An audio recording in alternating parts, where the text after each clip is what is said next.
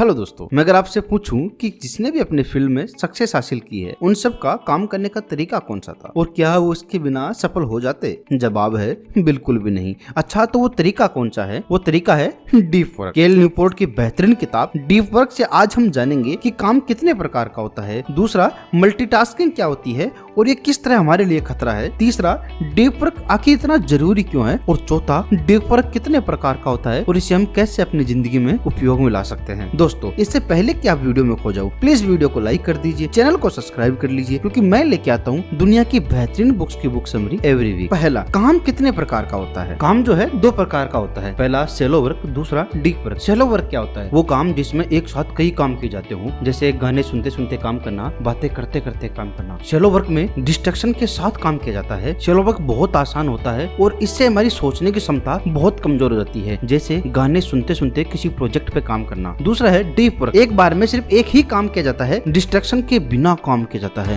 Deep work बहुत मुश्किल होता है, इससे हमारी सोचने की क्षमता बढ़ती है। उदाहरण के लिए, सारे इलेक्ट्रॉनिक्स या जो डिस्टर्ब करे उन सबको बंद करके साइड में रख दिया जाए और फिर स्टडी करना। आप मुझे कमेंट करके जरूर बताना, आप शैलो वर्क करते हैं या डीप वर्क। अभी हमने जाना कि काम कितने प्रकार का होता है, अब हम जानेंगे कि मल्टीटास्किंग आखिर होता क्या है। राकेश जो है किसी प्रोजेक्ट पे काम कर रहा था, अचानक से उसके फोन की आवाज आती है और वो बीच में ही मैसेज देखने लग जाता है। थोड़ी देर बाद दोबारा फोन की आवाज आती है। इस बार कोई मेल आया था जो इतना जरूरी भी नहीं था, लेकिन राकेश उसका जवाब देता है, फिर वो काम करने लग जाता है। अब राकेश जो काम कर रहा है उसे हम मल्टीटास्किंग कहते हैं, एक साथ कई काम करना, लेकिन इसके नुकसान बहुत हैं। जब राकेश मैसेज का जवाब देख के वापस काम करने लगते हैं तो कम से कम 20 से 30% ध्यान उनका मोबाइल में ही रह जाता है। इसे अटेंशन रेसिड्यू कहते हैं, जिसके कारण काम में ध्यान लगने में बहुत समय लगता है। और अब जो मैं आपको बताने जा रहा हूँ उसे सुनकर तो आप चौंक जाओगे। चलो मैं आप ही से पूछता हूँ कि पूरी दुनिया में एक एवरेज इंसान का अटेंशन स्पैन कितना है? 8 सेकंड से भी कम। यानी हमें हर 8 सेकंड में कुछ नया चाहिए, कुछ अलग चाहिए। इससे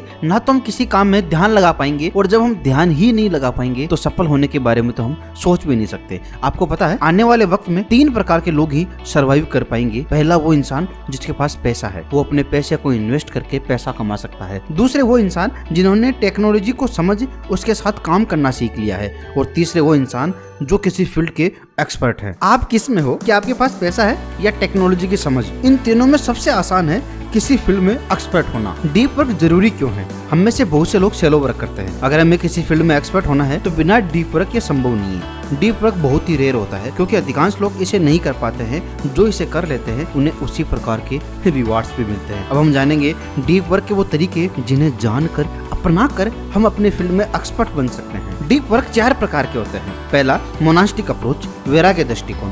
ये सबसे कठिन तकनीक है, लेकिन सबसे असरदार भी। इस अप्रोच में आप एक मॉन्क या साधु की तरह होते हैं, जो खुद को विचलित करने वाली चीजों से अलग कर लेते हैं और किसी एक गोल को पूरा करने के प्रति समर्पित हो जाते हैं। जैसे 1917 में बिल गेट्स एक ऐसे द्वीप पे चले गए जहाँ ना तो इंटरनेट था, ना कोई दोस्त था, ना कोई रिश्तेदार। उन्होंने 8 हफ्तों में वहाँ रह के बेसिक का पहला वर्जन तैयार किया, जो आगे चलकर माइक्रोसॉफ्ट का बेसिक प्रोग्राम बना, जिसने उन्हें लाखों करोड़ों कमा के दिए। जाहिर सी बात है, यूँ सब कुछ छोड़ के चले जाना हर किसी के बस की बात नहीं है, लेकिन अगर ये आपने कर लिया तो आपको रिवार्ड भी उसी तरह के मिलेंगे। दूसरा है बाई मॉड्यूल डीप वर्क। अब हम जब लगातार मोनास्टिक अप्रोच से डीप वर्क नहीं कर सकते तो कभी कभी मोनास्टिक अप्रोच से डीप वर्क करना और बाकी टाइम में अपनी नॉर्मल लाइफ जीना, ये बाई मॉड्यूल डीप वर्क कहलाता है। ये उनके लिए है जो अपने आप को दुनिया से अलग नहीं रख सकते। जैसे जेके रोलिंग को हैरी पॉटर की लास्ट बुक फिनिश करने में अपने घर पर बहुत प्रॉब्लम हो रही थी। बच्चों के शोर शराबे, कुत्तों के भौंकने से वो ध्यान ही नहीं लगा पा रही थी। तो उसने क्या किया,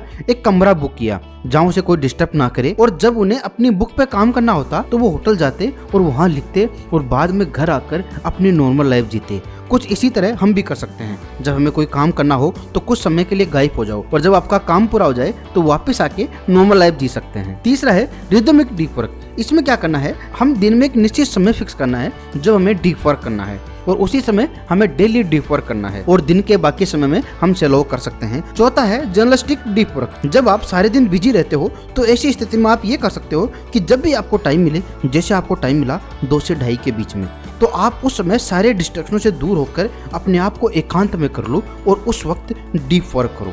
इस टेक्निक का उपयोग लेखक भी करते हैं। वो कहते हैं कि मैं सारे दिन काम में बिजी रहता हूँ, लेकिन जब भी मेरे को टाइम मिलता है मैं उस टाइम में डीप वर्क कर लेता हूँ। आप कौन से फील्ड में हो और डीप वर्क की कौन सी अप्रोच आप अपनाने वाले हो, मुझे कमेंट करके जरूर बताना। आपको अगर आपके फील्ड में माहिर होना है, मास्टर होना है, तो आपको ये किताब एक बार जरूर पढ़नी चाहिए। मैं लिंक डिस्क्रिप्शन में पिन कर दूंगा, आप वहां जाके खरीद सकते हैं। आपको ये वीडियो कैसा लगा मुझे कमेंट करके जरूर बताइए। प्लीज वीडियो को लाइक कीजिए, चैनल को सब्सक्राइब कीजिए और अपने उस दोस्त के पास जरूर शेयर कीजिए जिसे इसकी सख्त जरूरत है। मिलते हैं अगले वीक एक और बेहतरीन बुक्स की बुक समरी के साथ। तब तक के लिए bye bye, thanks for watching.